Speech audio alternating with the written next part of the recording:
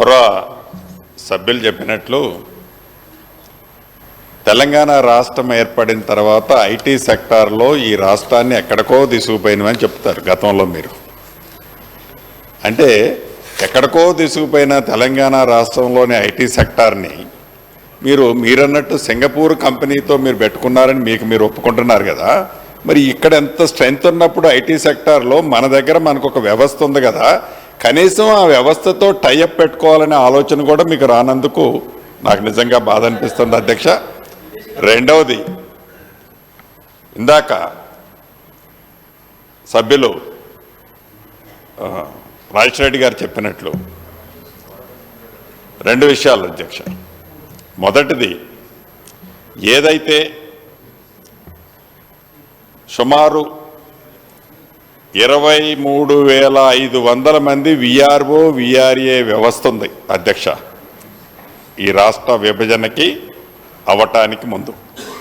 రాష్ట్ర విభజన వచ్చిన తర్వాత 2020 మీ చట్టం ప్రకారం, 2023 మీరిచ్చిన మెమోలో జీవో ప్రకారం ఈ 23,000 విఆర్ఏ విఆర్ఓ వ్యవస్థను మొత్తాన్ని కూడా మీరు ఏ రెవెన్యూ గ్రామంలో సుమారు 10,954 రెవెన్యూ గ్రామాలు ఉన్నాయి. ఈ 10,954 రెవెన్యూ గ్రామాల్లో రెవెన్యూ వ్యవస్థకు సంబంధించిన ఒక్క వ్యక్తిని మీరు చూపించండి. ఆ గ్రామానికి స్పెసిఫిక్గా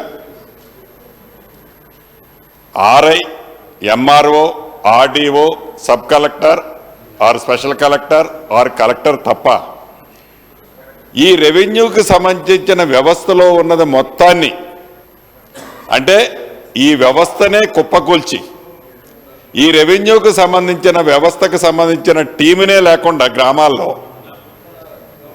మీరు చేంజ్ చేశారు అన్నారు. మేము ధరణి పేరుతో ఉన్నదాన్ని మార్చడానికి ఏదో భూమాత చేయటం కోసం మేము చేశామన్నది కాదు. మీకు చాలా స్పష్టంగా ప్రజలు తీర్పిచ్చిన తర్వాత కూడా, మొన్న అసెంబ్లీ ఎన్నికల్లో ప్రజలు తీర్పిచ్చిన తర్వాత మీకు ప్రధానమైంది ఈ ధరణి పోర్టల్తో మీకు వచ్చిన ప్రమాదం అని ఇప్పటికీ కూడా మీరు గ్రహించకపోవడం చాలా బాధాకరం అధ్యక్ష. తమరి ద్వారా వాళ్ళకి తెలియజేస్తున్నా.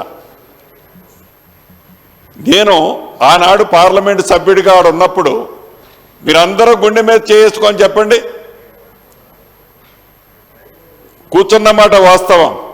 ఒక 6 గంటలు 10 గంటలు 12 గంటలు మనం ఒక మీటింగ్లో ఆనాటి ముఖ్యమంత్రి గారు, మాజీ ముఖ్యమంత్రి గారి దగ్గర కూర్చుంటే 12 గంటలు కూర్చుంటే 11 గంటల 30 నిమిషాలు వారు మాట్లాడతారా, మనం మాట్లాడేవాళ్ళమా?